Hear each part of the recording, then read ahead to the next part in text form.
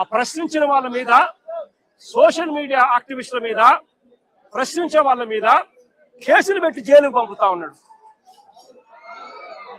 అబద్ధాలు చెప్పేది ఆయనే, మోసం చేసేది ఆయనే. ఆ తర్వాత ఆయన ఎవరైనా ప్రశ్నిస్తే వాళ్ళ మీద అక్రమ కేసులు పెట్టి, అక్రమ సాక్ష్యాలు క్రియేట్ చేసి వాళ్ళను జైలుకు పంపించి, చివరికి సోషల్ మీడియా పిల్లలను కూడా చూడకుండా చంద్రబాబు నాయుడు గారిని ప్రశ్నిస్తున్నారని చెప్పి ఏకంగా వాళ్ళ మీద గంజాయి కేసులు పెట్టి వాళ్ళ కెరీర్ ను సైతం నాశనం చేస్తా ఉన్న వ్యక్తి ఈ చంద్రబాబు నాయుడు గారు కాదా అని అడుగుతా ఉన్నా. చేసేటివన్నీ తప్పులే, చేసేటివన్నీ అబద్ధాలే, చేసేటివన్నీ మోసాలే. ఆయనే లిక్కర్ నడుపుతాడు. ఆయన ఆధ్వర్యంలోనే ఆక్షన్ బాడీ చంద్రబాబు నాయుడు గారు తెలుగుదేశం పార్టీ సైన్యానికి లాటరీ పాడిచ్చి మరి షాపులన్నీ కట్టబెడతాడు, ప్రైవేట్ షాపులన్నీ కూడా. ఆ ప్రైవేట్ షాపుల ఆధ్వర్యంలోనే ఏకంగా ఎమ్మెల్యేలు దగ్గర ఉండి ప్రతి గ్రామంలో ఆక్షన్ పాడుతూ బెల్ట్ షాపులన్నీ కూడా నిర్వహిస్తున్నారు.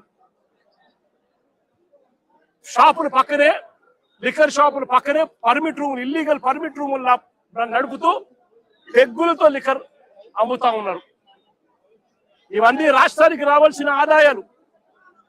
రాష్ట్రానికి రావడం లేదు. రాష్ట్రానికి రావాల్సిన ఆదాయాలు పక్కదోవలో చంద్రబాబు నాయుడు గారికింత, ఎమ్మెల్యేకింత, వారి మాఫియా సైన్యానికింత అని చెప్పి లూటీ పద్ధతిలో పంచుకుంటా ఉన్నారు. బెల్ట్ షాపులు అమ్ముతున్నారు. ప్రతి గ్రామంలోనూ 1 కాదు, 2 కాదు, 3, 4, 5, 6, 10 బెల్ట్ షాపులు ఉన్నాయి. ప్రతి గ్రామంలోనూ కూడా ఆక్షన్ బాడీ అమ్ముతా ఉన్నారు. ఏ బెల్ట్ షాప్ లో ఎంఆర్పి రేటుకి అమ్ముతున్నారండి? ప్రతి బెల్ట్ షాప్ లోని ఎంఆర్పి రేట్ కన్నా 20 రూపాయలకి ఎక్కువగా అమ్ముతున్నారు. ప్రతి బెల్ట్ షాప్, ప్రతి పర్మిట్ రూమ్ లో, ఏ పర్మిట్ రూమ్ లో అంటే ఎంఆర్పి రేటుకి అమ్ముతున్నారు. పర్మిట్ రూమ్ లో ఇల్లీగల్. పర్మిట్ రూమ్ లో వేసేది పెగ్గుల్లో వేస్తా ఉన్నారు.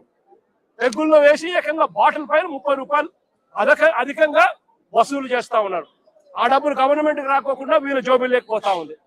దీంతోనే సరిపోదు అన్నట్టుగా ఏకంగా ప్రతి 5 బాటిళ్లకు 1 బాటిల్ ఏకంగా వీళ్ళందరికి వీళ్ళే కుటీర పరిశ్రమ పెట్టి చీప్ లిక్కర్ వీళ్ళే తయారు చేసి కల్తీ లిక్కరు ఏకంగా ప్రతి 5 బాటిల్లో 1 బాటిల్ ఈ రోజు అమ్ముతా ఉన్నారు. ఈ రోజుకి కల్తీ లిక్కర్ తాగి పిల్లలు, చదువుకున్న పిల్లలు, ఇంజనీరింగ్ చదువుకొని బయటకి ఏదో ఊర్లోకి ఏదో సెలవుల కోసం వస్తే 4 పిల్లలు చనిపోయే ఘటనలు ఈ మధ్య కాలంలో మనం చూస్తాం. కల్తీ లిక్కర్ తాగి, వీళ్ళ షాపుల్లోనే వీళ్ళు తయారు చేసిన ఈ ఇల్లీగల్ కల్తీ లిక్కర్ తాగి ప్రతి 5 బాటిళ్లకు 1 బాటిల్ కల్తీ లిక్కర్ చేస్తా ఉన్నది ఎవరు అని అంటే సాక్ష్య ఆధారాలతో సహా వీళ్ళ మనుషులు దొరుకుతారు. ఆ కల్తీ మద్యం కుటీర పరిశ్రమతో ఎవరంటే దొరికింది? జయచంద్రారెడ్డి అని తంబలపల్లెలో చంద్రబాబు నాయుడు తరపున తెలుగుదేశం పార్టీకి కంటెస్ట్ చేసిన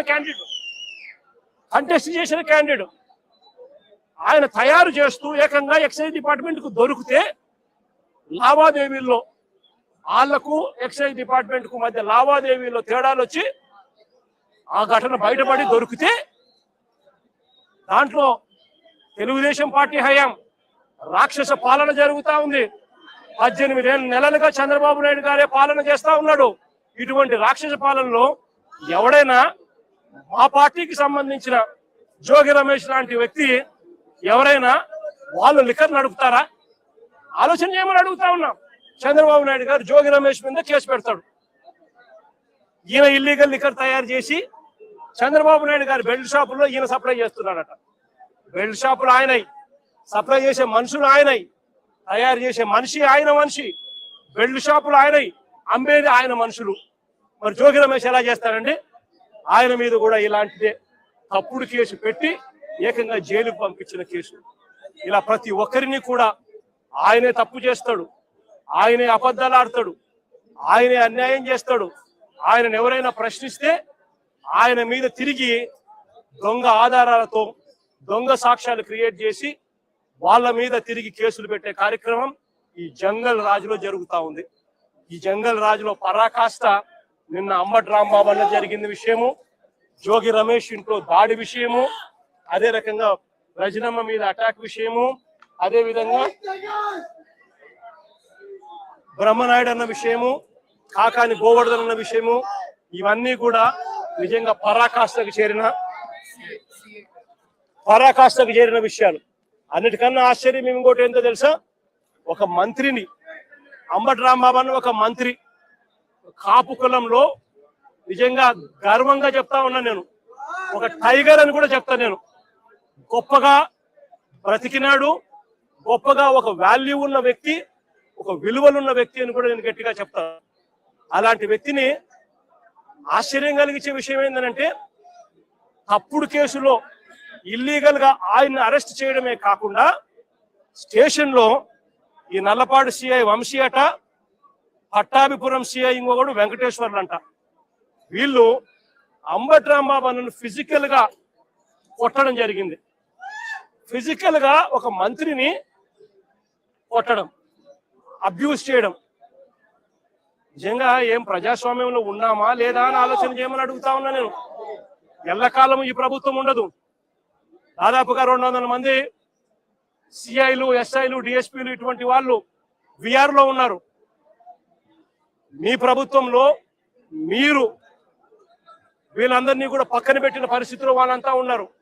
కేవలం మీకు సంబంధించిన వాళ్ళని కొంతమందిని మాత్రమే సిఐలుగా వేసుకున్నారు, కొంతమందిని మాత్రమే మీకు సంబంధించిన వాళ్ళని డిఎస్పీలను వేసుకున్నారు, డిఐజీలను మీ వాళ్ళని వేసుకున్నారు, ఎస్పీలు గత్యంతరం లేక మీకు ఊడిగం కాస్తా ఉన్నారు. బీహార్లో ఏం జరుగుతా ఉందో నాకు తెలియదు, కానీ ఇక్కడ జంగల్ రాజును మీరు సృష్టించి నడిపిస్తా ఉన్నారు. అని నేను అందరికీ కూడా ఒకటే చెప్తా ఉన్నా, ఎల్లకాలం ఇదే మాదిరిగానే జరగదు. 2 ఏళ్ళు కన్ను మూసుకుంటే అయిపోయింది, మరో 3 ఏళ్ళు కూడా కన్ను మూసుకుని కన్ను తెలిసేసరికి మరో 3 ఏళ్ళు కూడా అయిపోతుంది. ఆ తర్వాత వచ్చేది మాత్రం మా ప్రభుత్వం అని చెప్పి కూడా ప్రతి ఒక్కరికి కూడా ఈ సందర్భంగా కూడా చెప్తా ఉన్నా.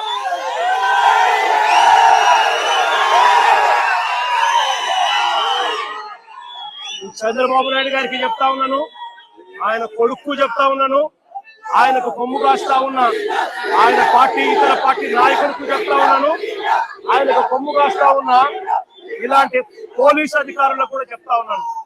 ఎల్లకాలం ఇలా అన్యాయం చేస్తా ఉంటే మాత్రం ఎప్పుడు కూడా దేవుడు చూస్తూ ఊరుకోవడానికి మాత్రం గుర్తుపెట్టుకోండి. ఖచ్చితంగా మీకు మొట్టికాయలు పడతాయి. రేపు పొద్దున మా ప్రభుత్వం వచ్చిన తర్వాత వీటి అన్నిటి మీద కూడా ఎంక్వైరీలు వేస్తాము, వడ్డీతో సహా చెల్లిస్తారు అని కూడా ఈ సందర్భంగా అందరికీ కూడా చెప్తా ఉన్నాం. అందరినీ కూడా బోన్లలో నిలబెడతాము, సాక్ష్యాలు ఆధారాలతో సహా యూనిఫామ్లు ఒక్కొక్కరి కూడా ఇప్పించి వీళ్ళందరితో పాటు ఈ కాన్స్పిరసీలో భాగమైన ఇతర రాజకీయ నాయకులు ఎవరెవరైతే చేసినారో వాళ్ళందరినీ కూడా ఒక్కలో పెట్టి న్యాయం జరిగేట్టుగా వడ్డీతో సహా వీళ్ళంతా కూడా చెల్లించే పరిస్థితి కూడా వస్తుందని కూడా ఈ సందర్భంగా ప్రతి ఒక్కరికి కూడా హెచ్చరిస్తా ఉన్నా. జరుగుతా ఉన్నది విషపూరిత విత్తనాలు నాటుతా ఉన్నారు. దయచేసి ఈ విషపూరిత విత్తనాలు నాటడం ఇప్పటికైనా ఆపండి. ఇది గన ఆపకపోతే గన రేపొద్దున ఈ విషపూరిత విత్తనాలు మీరొక్కరికే మీకు మాత్రమే వర్తిస్తాయని అనుకోవకండి. ఈ రోజు వైఎస్ఆర్సీపీకి సంబంధించిన ప్రతి గ్రామ స్థాయిలో కూడా ప్రతి కార్యకర్త కూడా దెబ్బతిని ఉన్నాడు, ప్రతి నాయకుడు దెబ్బతిని ఉన్నాడు. మీరు చేస్తా ఉన్న అన్యాయానికి వీళ్ళంతా కూడా దెబ్బతిని ఉన్నారు. వీళ్ళంతా రేపొద్దున మా ప్రభుత్వం వచ్చినప్పుడు వీళ్ళంతా కూడా మీ విషపూరిత విత్తనాలు ఆ రోజు పెద్ద చెట్లు అయినప్పుడు వీళ్ళు గల స్పందించినప్పుడు మీకేం జరుగుతుంది అని కూడా ఆలోచన చేసుకోమని చెప్పి చంద్రబాబు నాయుడు గారిని గట్టిగా హెచ్చరిస్తా ఉన్నా. ఇప్పటికైనా బుద్ధి జ్ఞానం తెచ్చుకోండి. దేవుడు అంటే భయము భక్తి తెచ్చుకోండి. దేవుడు అంటే భయము భక్తితో బుద్ధి జ్ఞానంతో మంచి పరిపాలన ఇచ్చి ప్రజలకు మేలు చేసి వాళ్ళ గుండెల్లో స్థానం సంపాదించుకునే కార్యక్రమం చంద్రబాబు నాయుడు గారు చేయాలి. చేతనైతే సూపర్ 6